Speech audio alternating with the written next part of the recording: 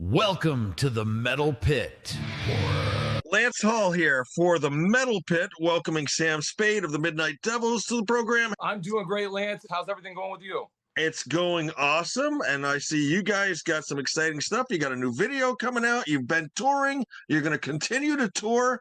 Life is great for the Midnight Devils. You are absolutely correct. We've already this year, we've done 4 tours across the USA. We did 4 legs of the Get Laid in the USA tour, and it was phenomenal. We hit the M3 Festival, a couple other festivals on the East Coast. We did Vegas, Phoenix, Texas, all these great places. And our brand new music video for the second single, Shock the World, just dropped. And that's what we're all about right now, is this new album called So Hard It Hurts that came out about a year ago, and the brand new single that just dropped a few weeks ago. And I see in addition to the video, you've got a 7-inch single. Is it out or coming out? It is coming out in the next few weeks. So this is huge. We wanted to do something super cool, super unique, super Midnight Devils. So we did Pink and Green Splattered 7-inch double A-side single. It's brilliant.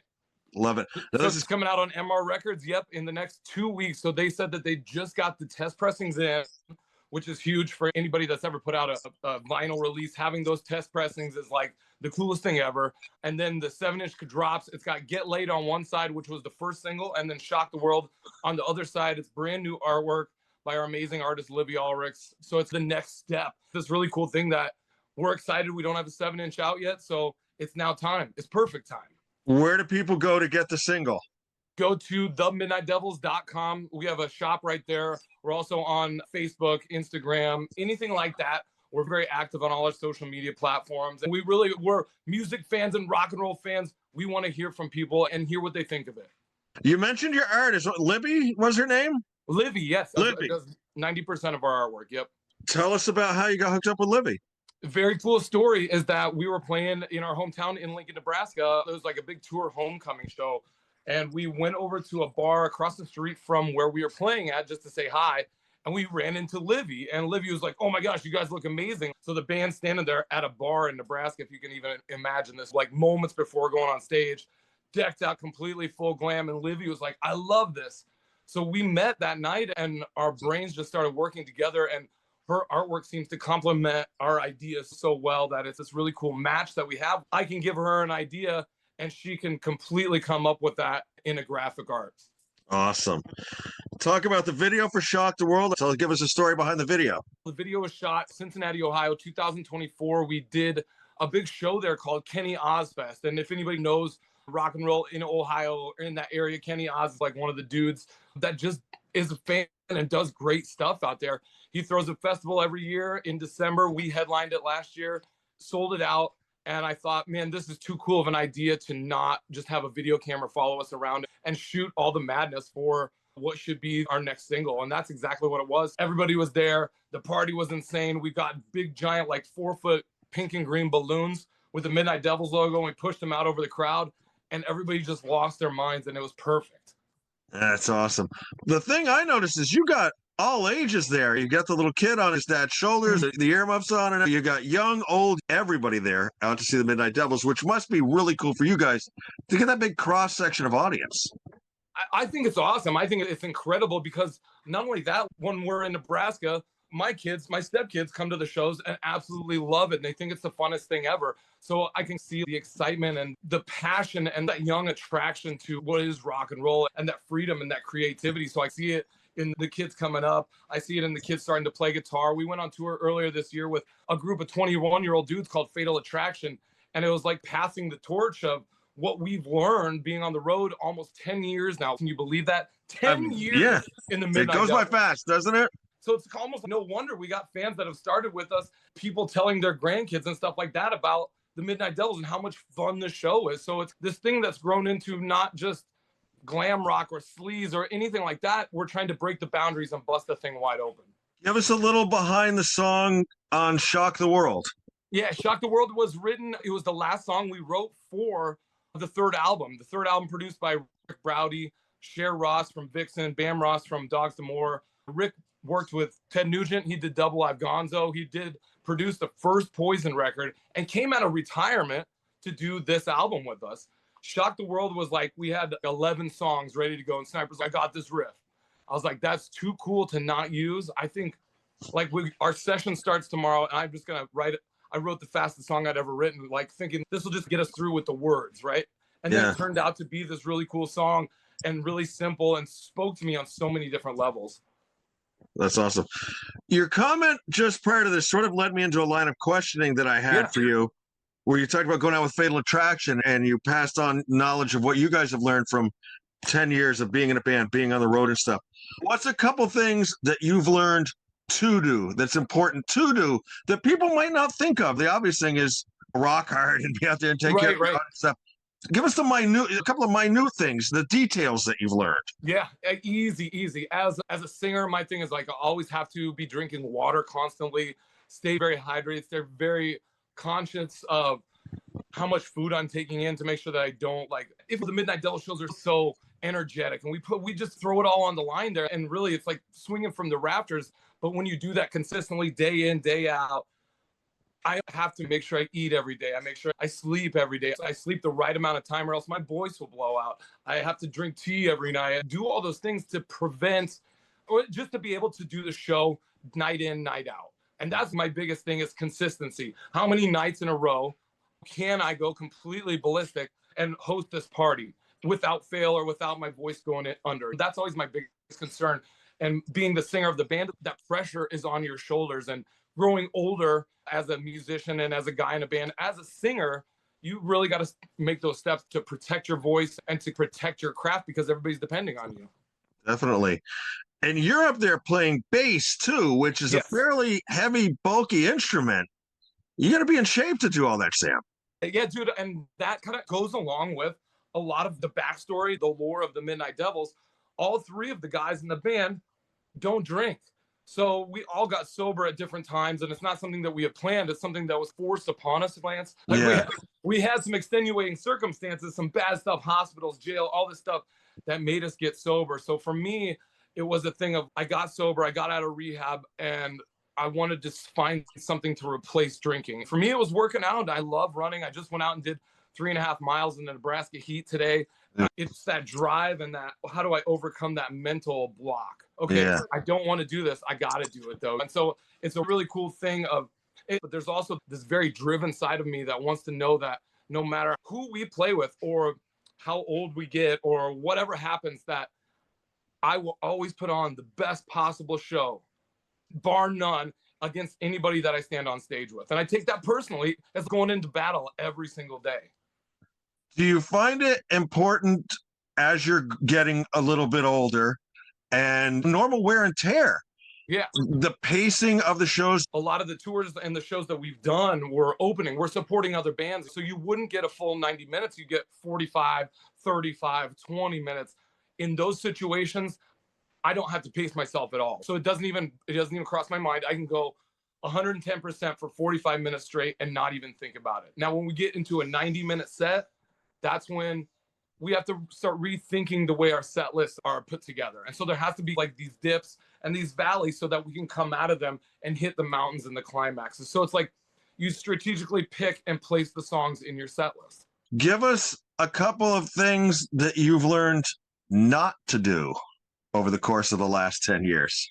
Not to do. Not to, Man, I could write a book on things not to do. What about a couple of... I'm an over warrior and I worry about everything and I over plan everything. And I really think that one of those things is you don't have to stress so hard about this. We're only going to go around this thing one time. My biggest probably downfall is that I put so much pressure and emphasis and stress upon myself to carry out these big giant plans that sometimes I forget to stop and smell the roses and just live life and enjoy what's around me. All right. Now you're leading me. This is perfect because you're leading me into my next couple of questions for you. You've been at this 10 years. This has been your heart, body, and soul. You're busy with the band. You're busy with touring. You're recording. You're doing videos. You're doing your social medias. What keeps you going now? Oh, that's such a good question because I think about that a lot. And I think for me right now, I can start to see the light getting bigger. Like we've been in the tunnel for so long and we've been traveling and you see the light at the end of the tunnel after 10 years, like we still have a long way to go, but we've already come a long way. And then like I can see the light getting bigger and it's starting to get easier. We're getting more traction. We're going places we want to go back to. We just booked, like we're going back to Australia in November, which will be our 3rd tour there in 3 years. So it's kind of what drives me is that we get to do the coolest things in the world. And I don't take that for granted at all. So I want to keep working and keep pushing and keep telling that story because I think there's a story here and I don't know where it's going, but I want to keep telling that story. I don't know where the end is, but I think we're like in the middle, right in the good part where it gets interesting. I want to go back to the period, your 10 years you've been doing this, because this is a question I like to ask. I know this is something I found as I've gotten older, and I'm interested to hear your take on it.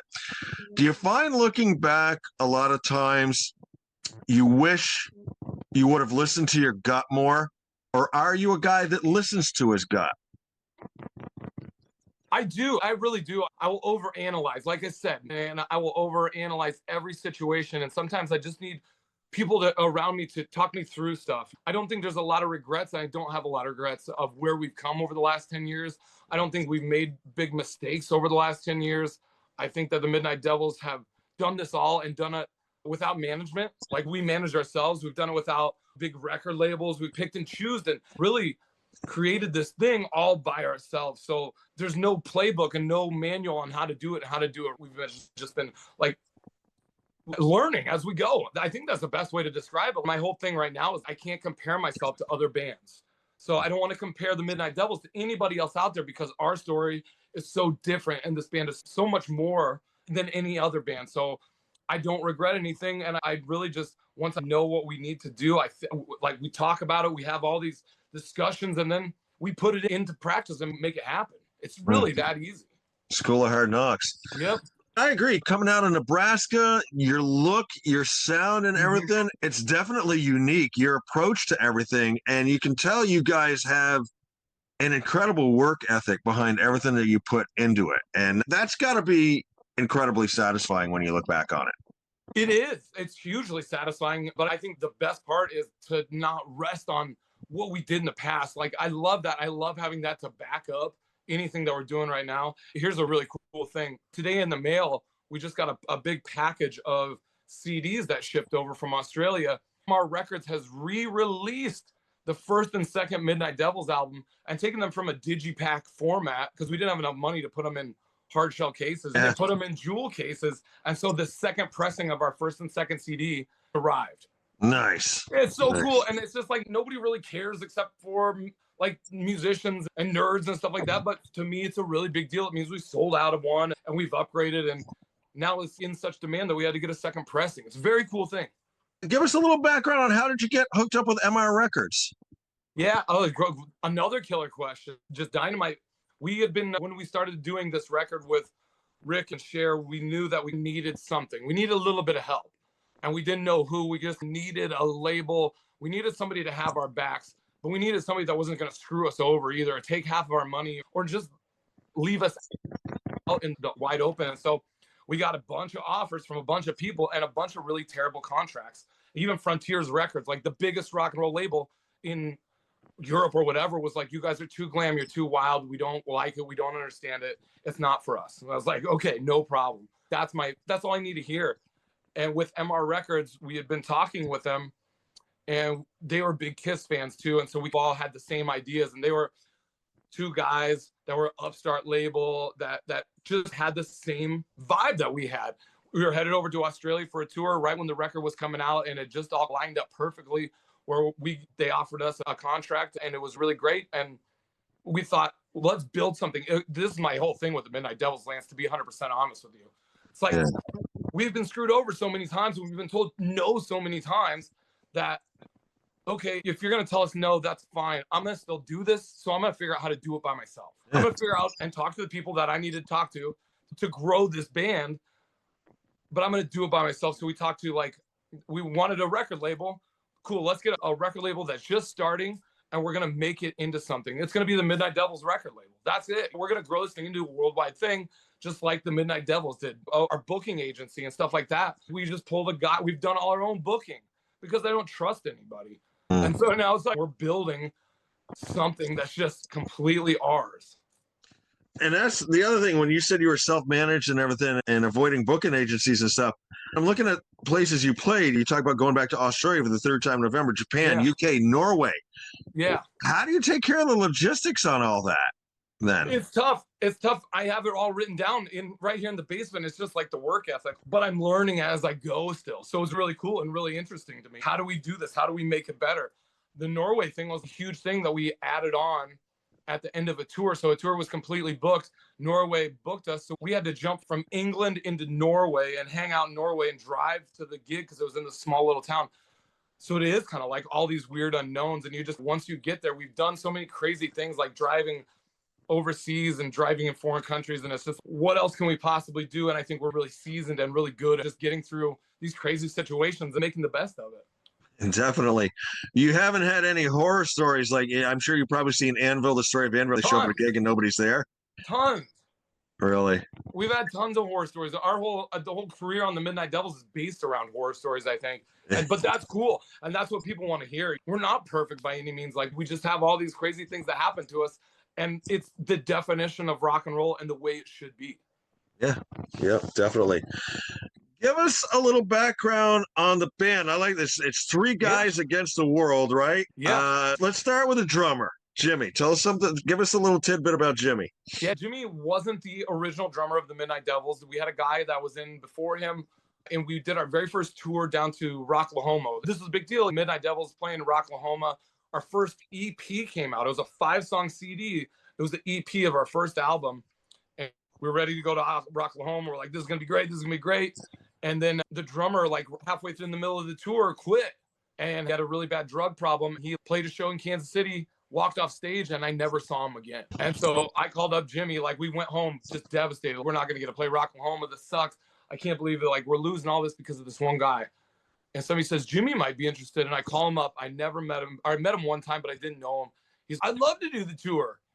Come into Chicago and pick me up. And I drove 17 or 15 hours, picked him up, drove all the way back. And we got back in the van. Sniper drove to Oklahoma. And like, we've been inseparable ever since that moment. Perfect. And it's like, we've all just had the same idea. Let's just get in the van and go play rock music. Let's not have anything else. We're just going to be the realest of the real and do what we do and get in the van and go play music because that's what we love to do. Tell us about Sniper. Sniper and I have a very long history together, which is cool. Like, longer than any relationship I've ever had with anybody else almost. Like, we've been friends for close to 15 years now. And that's like something I'm very proud of. We've traveled the world together and made 4 or 5 albums, just like tons of stuff. We've done it all. And I love the guy. I think he's one of the most talented musicians that I've ever met. And he's really one of the guys that pushes me musically to be the best that we can be, because you don't want to let him down on stage. You don't want Sniper to be upset or be disappointed. So you always have to bring the A game around him. Tell us about Sam Spade. Hey, I'm just a guy from Nebraska that loves rock and roll. And really, we just had this dream to get out of Nebraska and to play a million shows. And that's Sniper and I started this band with that dream. Okay, let's get out of Nebraska. Let's get busy. Let's just play some shows and write some great songs. And 10 years later, we're still doing it with no end in sight. Nice. So you're playing Australia back in November. The third album came out a little over a year ago. You got this video, Shock the World. Are you working on new music yet for the next album, or are you going to some more videos off this? What's the future for Midnight Devils? All of those things. It's all of the above, Lance. We got to get a new. There'll be one more single for this album. So there'll be a third video and single that'll come out for So Hard It Hurts, and then we have this really cool live recording of the Midnight Devils in Japan. We paid them $20 and they recorded the whole set off the soundboard and gave you a CD. I held on to that CD until this moment right now. And we're gonna go into the studio and see what we can do to make the live from Japan, the Midnight Devils, ladies and gentlemen. Nice. So we got that coming down the pike. We got the 7-inch single. We'll have So Hard It Hurts come out on a mirror balled cassette. Oh, yeah. cool. And then Sniper, of course, he goes, dude, we got to start writing for the next record. So, of course, like him and I have already been trading ideas back and forth about what the next record should be. The 4th Midnight Devils record. Yeah, Sam, I'd like to finish up with silly questions. Are you ready? I love it. All right. Oh, that's a really good one. First celebrity crush, I'm going to have to say, and this is weird because it's probably like I didn't have girls plastered on my wall. I had Gene Simmons and Paul Stanley plastered on my wall as a kid. So if you want to say like a hetero crush on Kiss, that's it. Okay. Hero crush, Lance. If you could have been born in another era, what era would you like to have been born in? I want to be King Arthur in the Knights of the Round Table. That's the era I would like to be. I'd like to be a knight, I think. Nice. Basic item you always pack. Ooh, here's my good one. My go-to thing is that I pack. So in Nebraska or wherever, you go to this place, you eat pizza, and they have a game room, right? And you go play into the game room, you win tokens, and you win tickets, and then you're able to grab like a toy off the wall. Cool. My stepson, who is 7 or he's about to turn 8, got me a Hulk, like the Incredible Hulk action figure. And every time we go on tour, I put it in my backpack. I don't really think about it until one of those nights where the dressing room is like a dirt floor and it's just like you're doing everything you can just to get through, right? Tonight is a difficult night. So in those situations, I reach for the Hulk and I pull out the Hulk action figure, put it on my, like right next to my mirror, and I say, all right, I got this. There's no problem at all. There you go. So the Hulk. Have you ever asked anyone for an autograph? Oh, that's a really good question. Not recent. I've asked for like my friends before. I feel really weird about doing it. I feel weird. So if we're out with Chip or Chip's Enough or Steve Summers or anybody like that, I feel weird because they're like my friends. But then I want to bring home something cool to my other friends who think that these guys are just the best. Yeah. So I'd probably ask like Chip or Steve Summers for autographs to bring home to my friends. Cool. I just did a few minutes ago here in Nebraska. I went out for a 3-mile run and I was sweating so much. It was insane.